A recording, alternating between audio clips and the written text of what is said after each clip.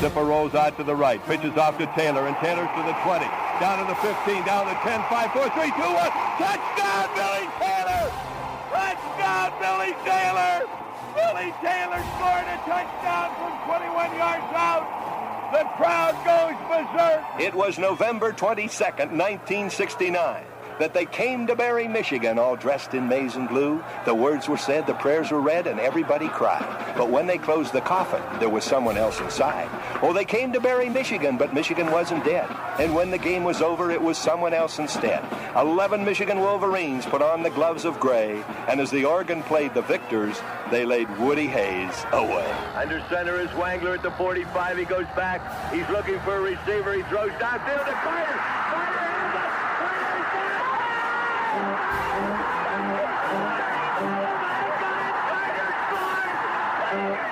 Who's got it better than us? Nobody!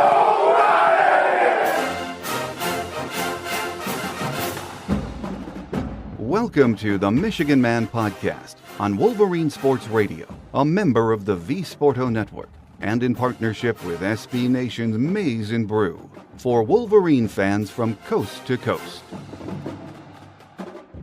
Go Blue, and welcome to our Alabama Visitors edition of the show. I'm your host, Mike Fitzpatrick. Joining us with the Crimson Tide perspective on the ReliaQuest Bowl and their season is beat writer Colin Gay from the Tuscaloosa News. Michigan is midway through bowl prep, and we'll hear what Davis Warren and TJ Guy have to say about that. As always, let's get it rolling with my view from Section 17. We did have some portal news just as we were getting ready to record today, which is Monday afternoon. Mikey Keene from Fresno State, who we saw in September or in the first game this season, quarterback from Fresno State, has committed to us in the portal. So there will be more news on that coming up. And of course, I'm sure more portal news in the coming days. For the second time this year, we get ready to tee it up against Alabama. We won't be playing for the same high stakes, but it's still a matchup between two iconic brands and is very important for the future of both schools. Alabama has lost some key pieces in the portal. They only have 4 scholarship receivers left on the roster right now, but surprisingly, there haven't been many opt-outs from players thought to be heading to the NFL. Michigan will be playing without Donovan Edwards, Colston Loveland, Will Johnson, Mason Graham, and it appears Josiah Stewart. If there will be others sitting out, we haven't heard their names yet. No matter, the 15 practices and being able to play against a near playoff team like Alabama is important for the future. We'll be seeing a lot of young faces on the field Tuesday, and that should be fun. What would be even more fun would be a competitive game with Bama. This is a tough matchup for Michigan, though, but I'm sure you will see a great effort. Davis Warren says the team is doing what it always does, working hard and having fun together. I think one thing that has been a hallmark of my time in Michigan is just a group of guys that love playing football, whatever that looks like, whether it's, working out in the off season, whether it's spring ball, whether it's full camp, and whether it's a game week, a game practice, or a game day. And we've taken that approach, and we're taking that approach now. Davis said there might be a slight hangover from the Ohio State game, but in a positive way. A little bit. You have a win like that, there's always going to be that. But I think, as Coach Harbaugh used to say, as Coach Moore says, kick us in the shins and keep moving forward. We're not going to rest on our laurels, rest on what we've done. TJ Guy said this is different than the last time Michigan played Alabama, but the Wolverines will be ready to play. It's definitely a new day and age of college football. It's a little crazy and hectic. Stuff changes, you just got to roll with the punches. So I don't think anybody's going to flinch who's in a new spot. We're just going to next man up and perform as best as you can. My guest today says Alabama has a lot to prove in this game. They feel like they should have been in the playoffs, and they want to show everyone why against Michigan. Joining us next is Alabama beat writer Colin Gay from the Tuscaloosa News. So stay with us.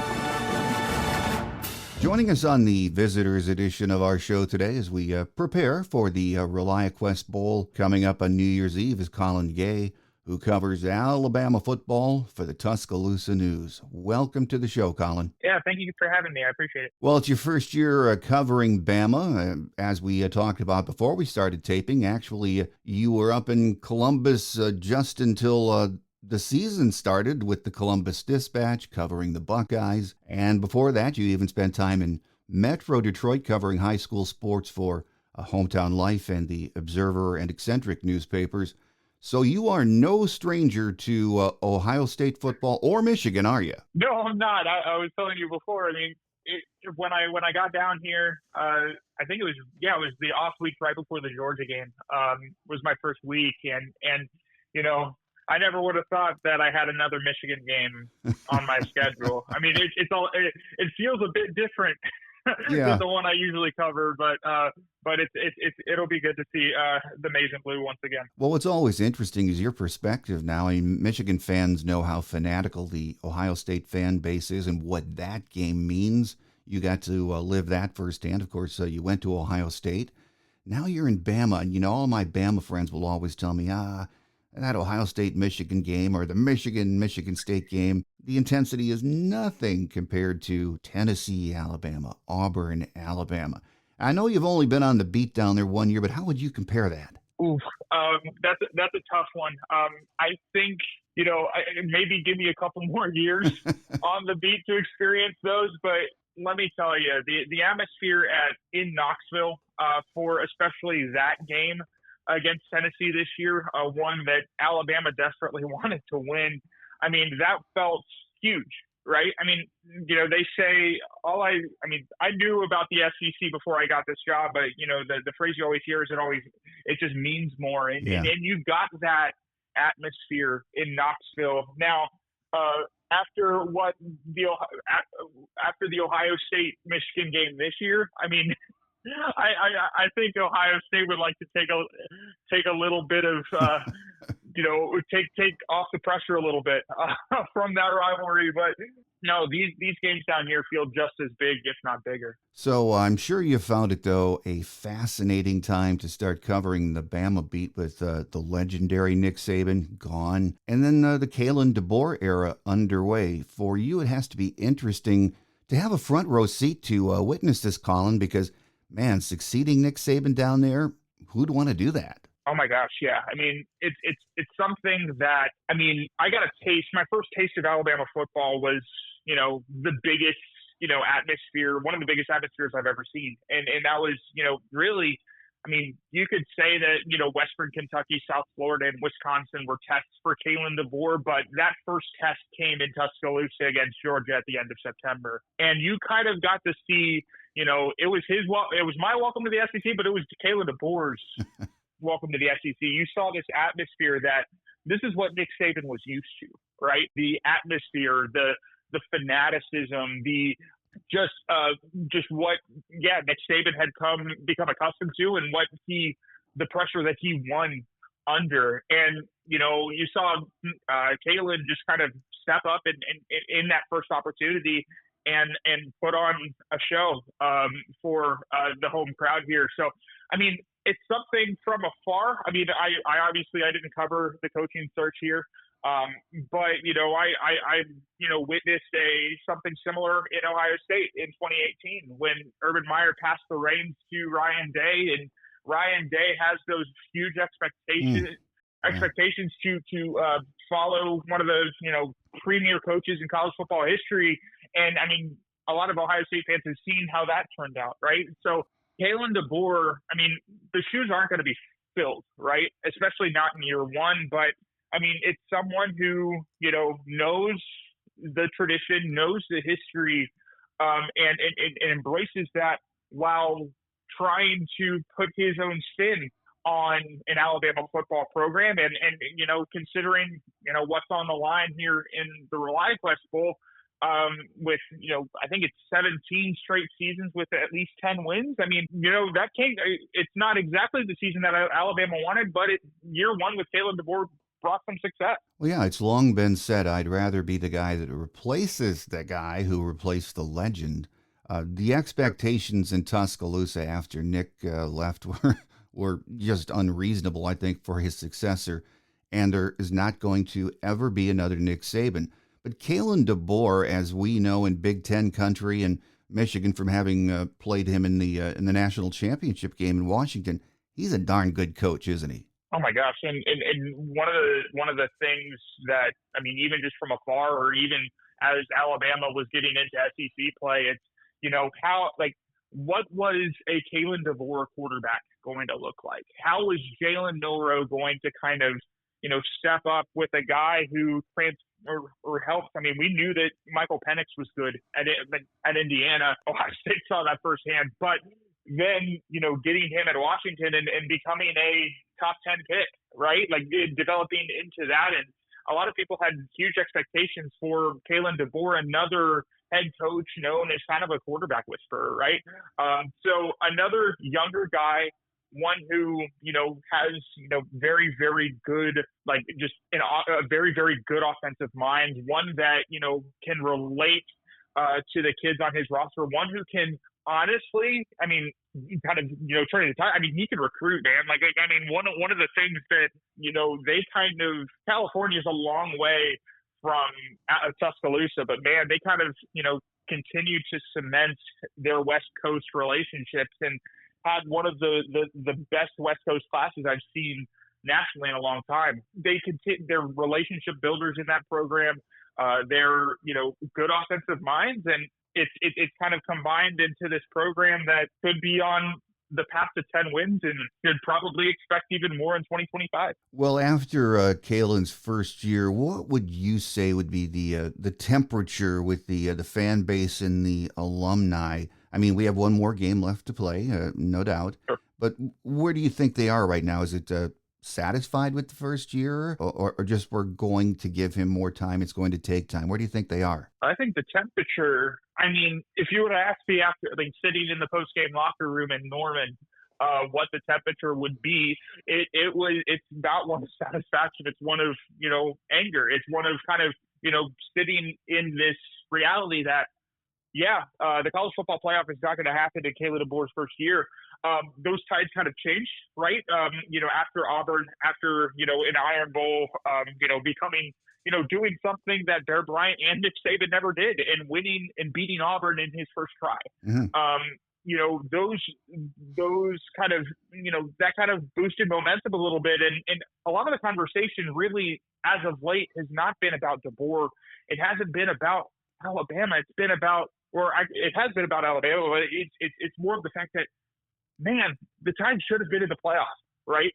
And I think if anything, it's about what Alabama deserves rather than what they could have done against Vanderbilt, what they could have done against Tennessee, what they could have done against Oklahoma. And I'm not, you know, here to argue whether one is right or wrong, right? But it's kind of off Kalen DeBoer, and I'm sure, like, here in the next few weeks, as, you know, whatever happens in Tampa, like, that perspective may change a little bit. But, you know, if they were to kind of secure 10 wins again and move forward, you know, it could be a little bit of a momentum swing, right? Like, one into year two, where, you know, you saw it happen in year two, year 3 at Washington, right? Like, I mean, expectations are going to always be high in Tuscaloosa, but, you know, it's one that, I mean, Kalen DeBoer has shown, I mean, has he been perfect? No, but he's shown that he can lead Alabama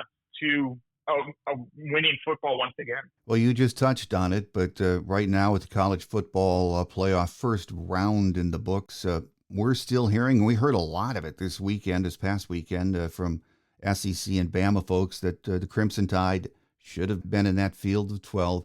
I mean, the arguments for and against are pretty convincing, but down in Tuscaloosa, it's still, right now, it's a no-brainer. They think they should have been in the field of 12, don't they? You know, we were, you know, we had stories ready, right? Like, I mean, up until that field goal for Clemson, it was kind of, it felt like a done deal, right? That, you know, I would be traveling somewhere, whether it be Notre Dame, whether it be Penn State, that Alabama would be in the field of 12 to play for a national championship.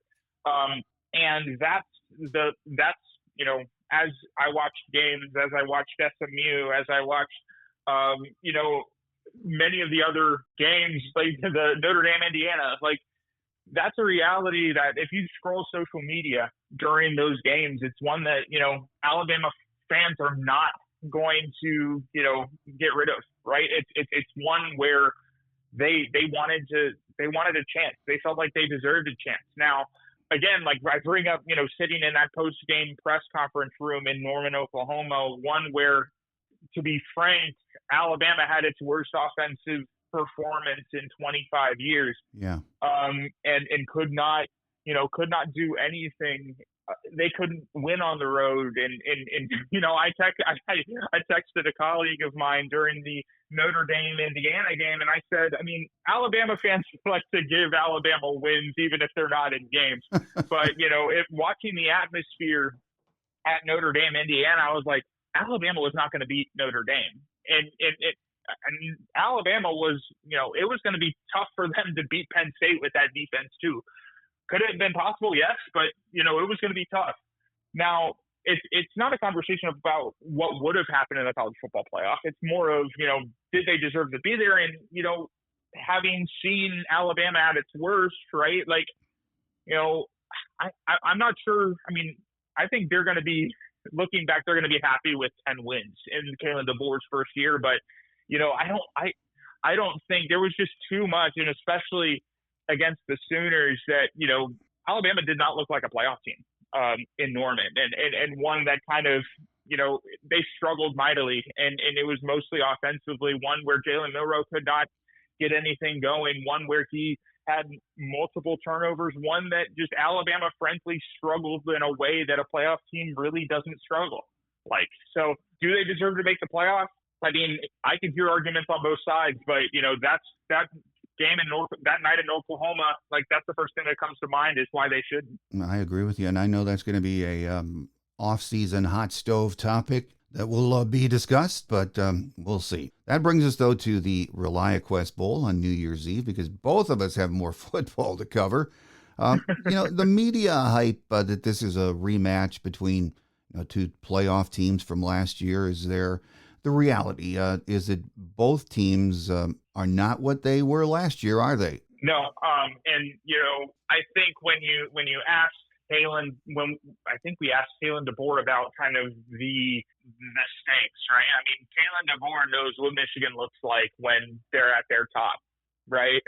Alabama knows what Michigan looks like when they're at their top. But again, you mentioned it; these are not the same teams, and I think Kalen DeBoer made that a reality. There's no sense of revenge, right?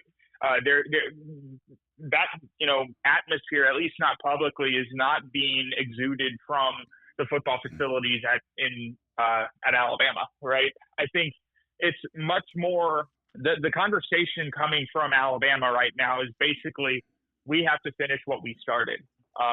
That's why you have guys like Jalen Milroe playing. That's why you have Tyler Booker, offensive tackle or offensive lineman, that could be a first-round pick, playing. That's why Jahad Campbell, who should be a day two pick at least, he will be playing, right? Like it's a conversation of we started Kalen DeBoer's first his tenure at Alabama, and we're gonna finish it. It's not about what they can do against Michigan. It's not because it's going to be a very, very different Michigan team than even Ohio State saw a couple weeks ago.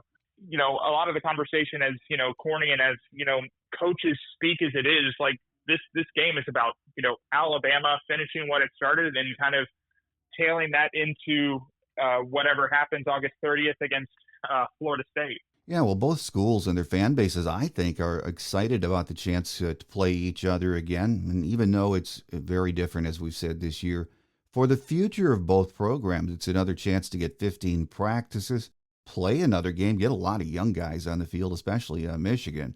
Yeah, it's not the playoffs, but this is still very important for the future of both programs, isn't it? 100%. And you see that a lot, especially in a wide receiver room at Alabama that's kind of been demolished, right? You had four 4 guys enter the portal. Key depth pieces like, Kendrick Law, Kobe Prentice, Caleb Odom, who's, frankly going to be a very, very good player at Ole Miss.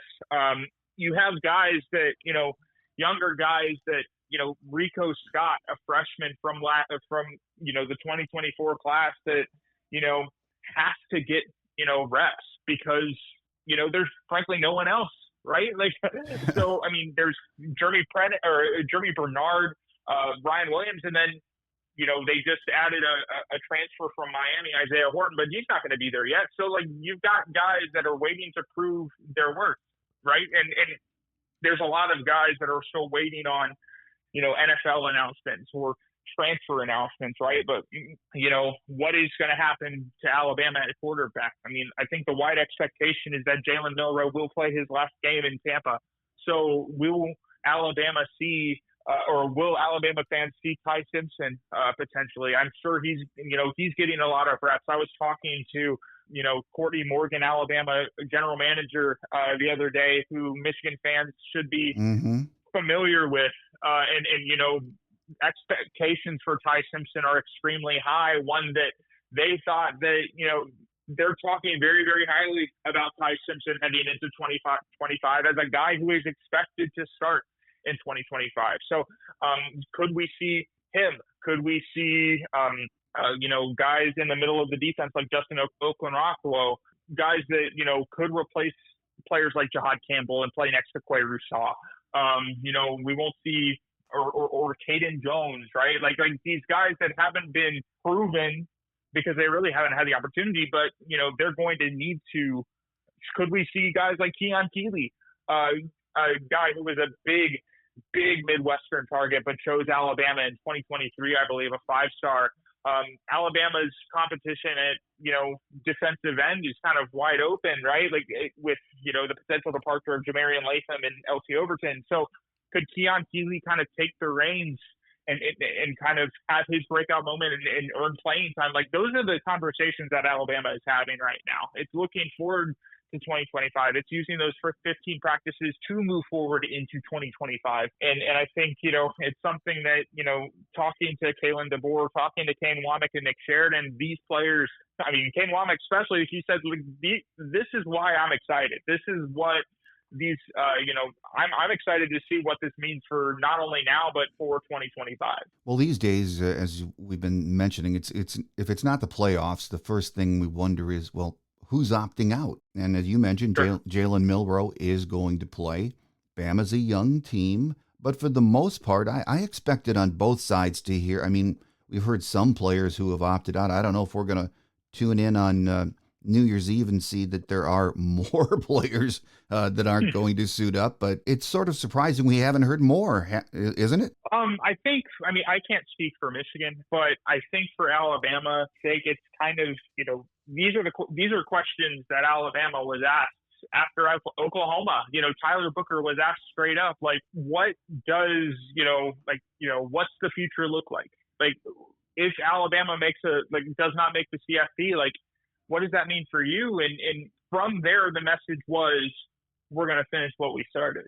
And, does that mean that on December 31st that I get to the field and Tyler Booker's not there? I mean, I'd highly expect him to play. He's going to play, but like whether it's Jalen Milroe, like, sure, like those possibilities are, possible, right? But I think, this is a team that's extremely close. This is a team that, frankly, does not have many pencil in, write in ink first round picks in 2025. And like Tyler Booker's one of them. It's not the only one. I think this is something that people aren't talking about when it comes to Alabama. There's a lot of players, older players with a lot to prove in front of NFL scouts, and this could be the only opportunity that they have to do so. They don't have a playoff to show what they can do against the top talent for however many games they last. So, this could be a big, this could cement Tyler Booker in the first round. This could cement Jahad Campbell into a day 2, if not late first round of the 2025 NFL draft if he so chooses. It could be a huge game for Jalen Milroe, right? This could kind of cement him as one of the top quarterback class, prospect in the 2025 class. One that, I mean, from personal, I've talked to, colleagues about this a lot. Like, I mean, he's a guy that when he gets to Indy, if he gets to Indy this year, like, he's going to shine at the combine because he's just an athlete, right? With a capital A. And he, like, I mean, this could be a game that kind of, starts that process for him and kind of, gets NFL scouts to turn. If he does if he's at his best, he could get scouts to turn their head and why not this guy, right? Now, will that happen? Who knows? But that's the stage that Jalen Milroe could be on. But so there's a lot to prove kind of outside of the, we finished what we started, what's being talked about around the team to kind of hype them up for this one. Well, on paper, this is a tough matchup for Michigan. If I take my Michigan glasses off, I mean, Bama, still Bama, a fringe playoff team, 9-3 on the season. Michigan, 7-5. Yeah, that was a big win against Ohio State to end the season. But in reality, that offense struggled all year. They struggled against Ohio State too. If we're being honest, it's hard to imagine Michigan hanging around with this Alabama team, isn't it? So, I mean, that's what Vegas thinks at this point. I was just looking at the spread. I hadn't looked at it yet, and it's 10.5 in favor of Alabama right now. I think, I mean, you're right. I mean, there's a lot. This is a talented team, and again, like we were talking about, like there's a lot of players with a lot to prove. There's a lot of players that Jalen Mbakwe, that's been a saga here as of late. A freshman who enters the transfer portal and within 24 hours comes back and says, I have always wanted to be at Alabama, but kind of wanted to get his message heard. So he could have a jumping off point in this game. So there's a lot of players with a lot to prove in this game. And I think, you're going to see a team fired up for NFL draft possibilities. You're going to see a team fired up being like, this is why we should have made the playoffs rather than SMU or Indiana. And I think, that could be something that you see in Tampa. And kind of, I think if you're Kalen DeBoer, that's the kind of Alabama team you're going to want to see. The one that, pounded LSU in Baton Rouge. Or the one that dominated the line of scrimmage against Auburn. Like, that's the Alabama you want to see, and that's the Alabama team that's going to kind of swing momentum in your favor in what's going to be a very, very difficult 2025 schedule. Well, the first weekend of the college football playoffs are in the books. Plenty of critics are out there saying this team should have been in or this team never should have made the field. What are your thoughts on how the first round went? I think what people are forgetting at most part, like there's always going to be those teams, that are left out, right? Like, it was 5 and 6 at, number with the 14 playoffs, something that Ohio State knew very, very well. There's always going to be those 13 and 14 teams in a 12-team playoff. And also, it's also a reality where, there were blowouts in a 14 playoff, let alone a 12-team playoff. Like, I don't know. I think it's a difficult conversation. I think it's very, very good to have more teams at the table, right? More teams with a possibility of making the playoff. I think, honestly, as kind of taking my reporter glasses off for a second, having playoff games at at a school, hosting a play, that's freaking awesome. Yeah. So just give those fan bases an opportunity to host playoff games. That's awesome. So I think, I'm not sure what the right answer is. I think it's going to stay, with more teams rather than less. And honestly, I'm not very surprised about kind of the scores. It's just a part of, the talent disparity in college football between, the Big Ten and the SEC. And it's one of those things that, I think for, the remainder of, this era of college football, that's going to be something that there's not going to be, I guess in men's basketball, it's a little more likely, but I don't really expect to see many, David versus Goliaths in the first round of the college football playoff. I think you pretty much know how it's going to go once those matchups are set. Well, final question before we let you get away, Colin. Looks to be a wide open playoff from here on out when you look at the teams that are left.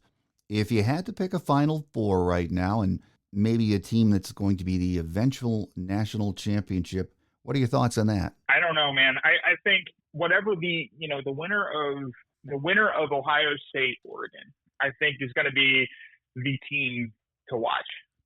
Because, Ohio State looks, it's funny, I was talking to a bunch of friends and then former colleagues, it's like they have a playbook against everyone else and they have a playbook against Michigan. Right? Yeah. They're two completely different teams.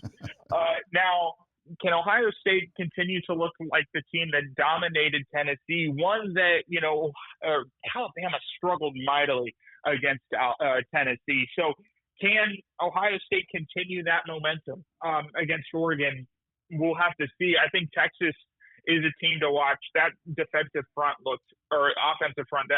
line looks absolutely phenomenal against Clemson. Notre Dame, I think they don't have the schedule to prove it. They have a little bit of, but man, they look dominant against Indiana. So if I were to pick one team, I guess from either side of the bracket, give me Notre Dame in the final, and I'm just going to go ahead and say chalk. I'm going to go.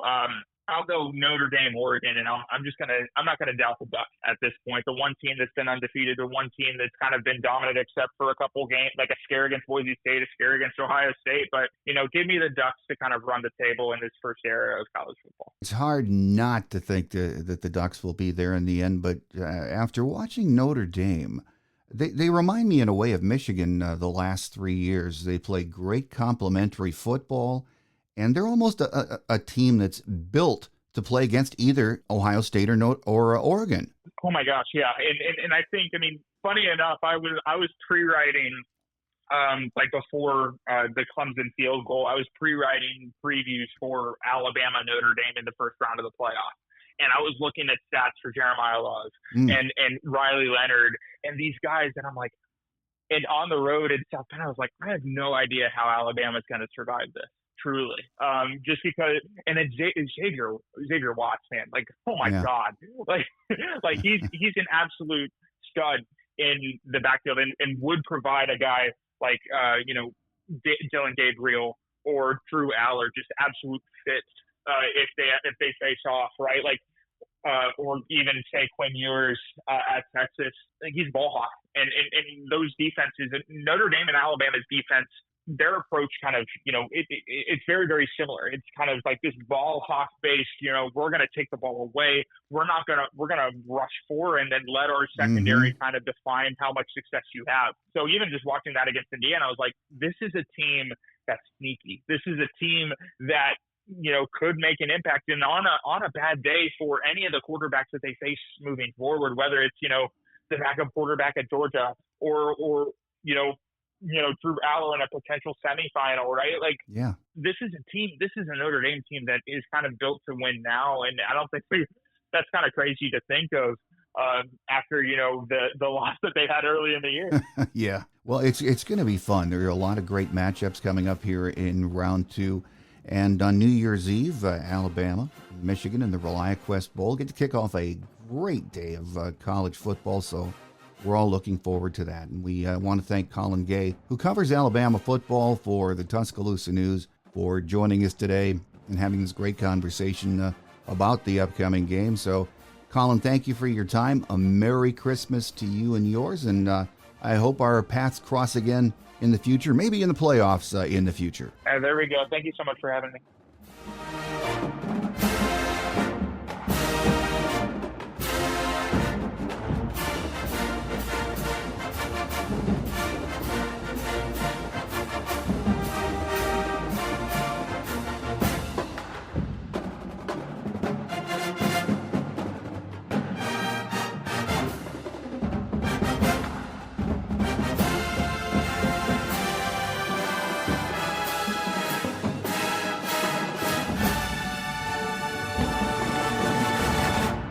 On Quick Hits today, Michigan is midway through bowl prep. They'll fly down to Tampa the day after Christmas, and final practices will begin.